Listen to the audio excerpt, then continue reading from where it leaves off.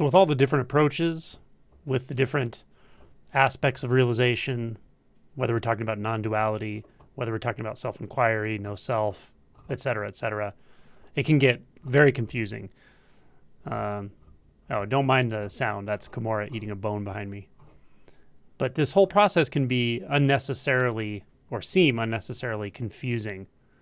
But I always like to just realign our attention back to something exquisitely simple.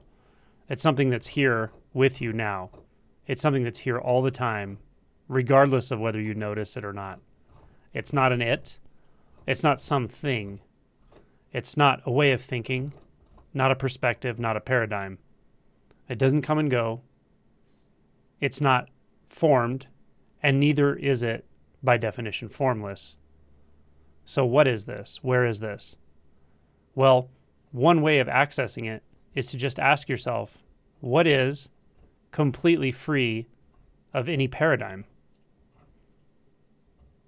What is the case when I stop trying to ascertain any position, any view? When I let go of all agendas right now, when I let go of all reference points, whether internal or external, what remains?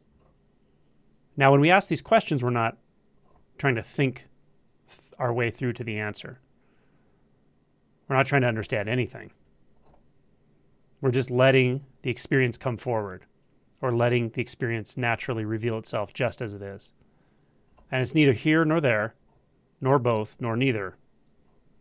It's not some background. It's not some formless basis.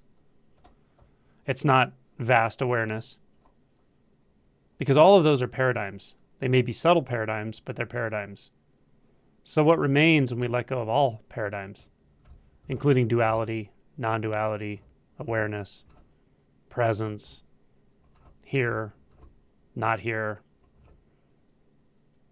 impermanence, permanence?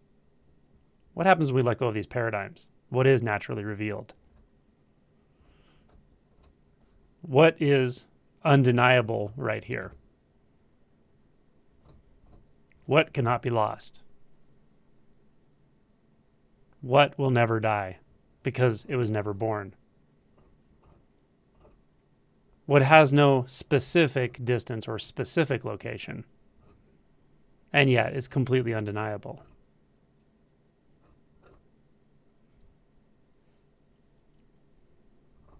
So this ineffable, call it a truth, the unconditioned, is your birthright. It's always the case. And even the seeking of it is a paradigm that works for a while, that takes us a certain way. But at some point, even the seeking, the mechanism of seeking, the most fundamental mechanism of seeking, will subside. And then what's left is a sort of pure fascination. You could call it a pure inquiry, but there's no inquirer anymore and there's no goal. And yet this does carry itself forward. It carries itself deeper.